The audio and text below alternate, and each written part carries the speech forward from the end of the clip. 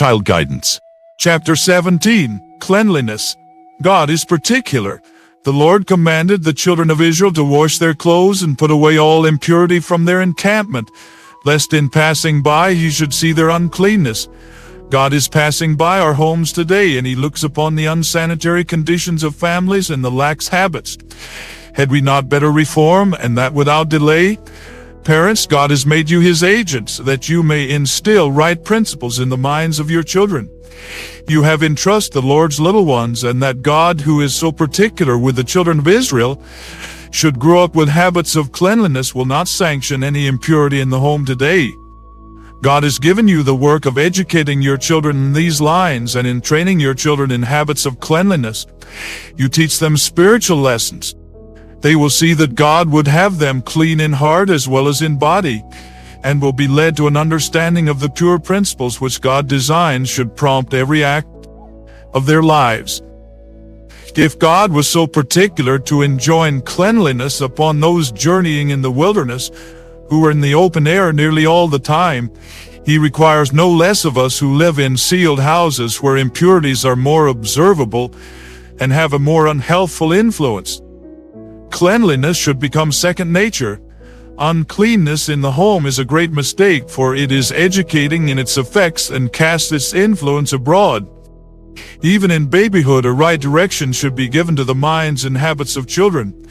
Show them that uncleanness, whether in body or dress, is objectionable to God. Teach them to eat in a clean manner. Constant vigilance must be exercised, as these habits may become second nature to them.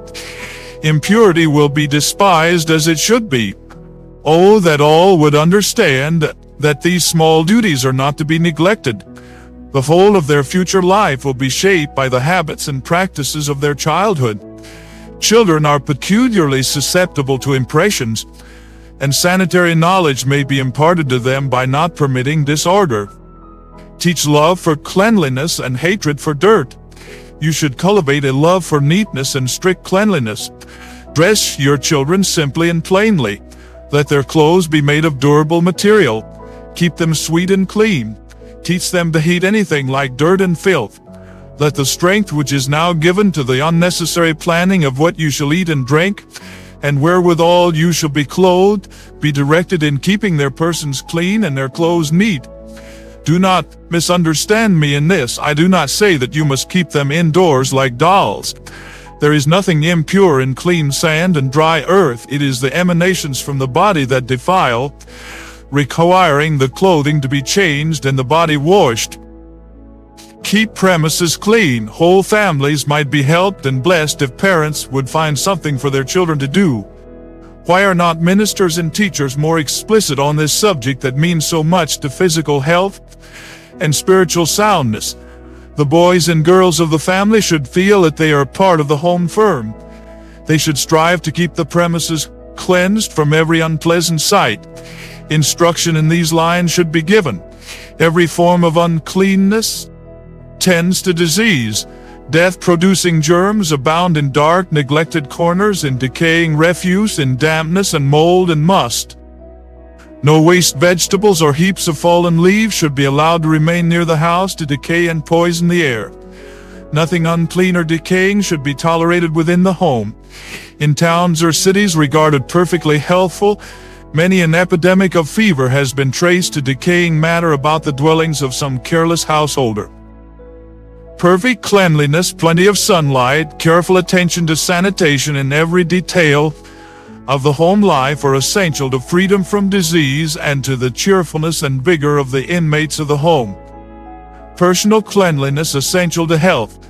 Scrupulous cleanliness is essential to both physical and mental health.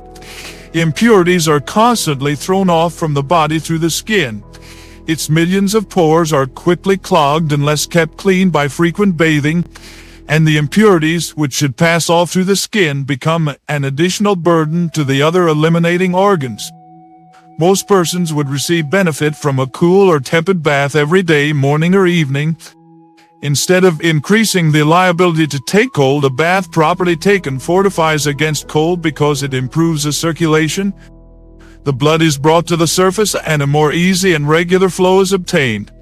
The mind and the body are alike invigorated. The muscles become more flexible. The intellect is made brighter. The bath is the soother of the nerves. Bathing helps the bowels, the stomach, and the liver, giving health and energy to each, and it promotes digestion. It is important also that the clothing be kept clean. The garments worn absorb the waste matter that passes all through the pores. If they are not frequently changed and washed, the impurities will be reabsorbed. Clean surroundings are an aid to purity. I have often seen children's beds in such a condition that the foul, poisonous odor constantly rising from them was to me unendurable. Keep everything the eyes of the children rest upon and that comes in contact with the body night or day clean and wholesome. This will be one means of educating them to choose the cleanly and the pure. Let the sleeping room of your children be neat, however destitute it may be of expensive furniture. Maintain a proper balance. Cleanliness and order are Christian duties, yet even these may be carried too far and be made the one essential, while matters of greater importance are neglected. Those who neglect the interests of the children for these considerations are tithing the mint in common, while they neglect the weightier matters of the law, justice, mercy, and the love of God.